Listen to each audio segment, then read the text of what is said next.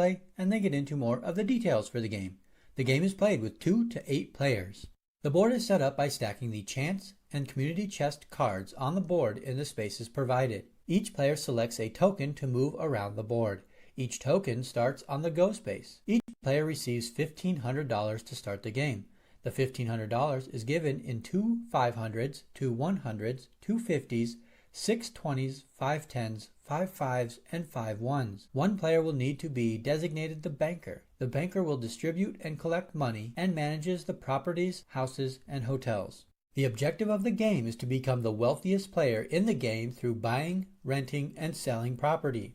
On each player's turn, the 2 dice are rolled and the player's token moves the space equal to the value rolled. Player 1 rolls a 9 and moves 9 spaces. Based on the spaces landed on, an action will be taken. Player 1 lands on a property space for Connecticut Avenue. Player 1 has the option to buy the property for the price listed on the space, $120. Player 1 decides to buy the property. Player 2 rolls next and rolls a 9. Player 2 moves and lands on player 1's property. When a player lands on another player's property, the player must pay the owner rent. The rent amount is listed on the property card. Player 2 pays player 1 $8. Player 3 rolls a 7 next and moves 7 spaces. Player 3 lands on a chance space and draws a chance card. The card reads, "Bank pays you a dividend of $50. The bank pays player 3 $50. Players continue to take turns rolling and moving their tokens, then taking the necessary action depending on the space landed on. Most spaces represent a property. When landed on, the player has the option to purchase the property from the bank. A property's price is listed on the bottom of the space. A player may land on a chance space and will draw a chance card.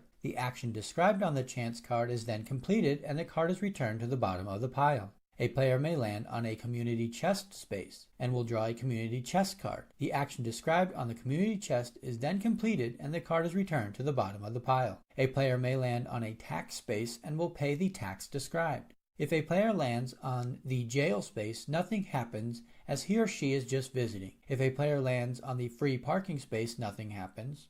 If a player lands on the go to jail space, the player goes into jail. Every time a player lands on or passes the go space, the player will collect $200 from the banker. If a player lands on a property space that is already owned by another player, that player will have to pay the owner rent. The amount owed is listed on the property card.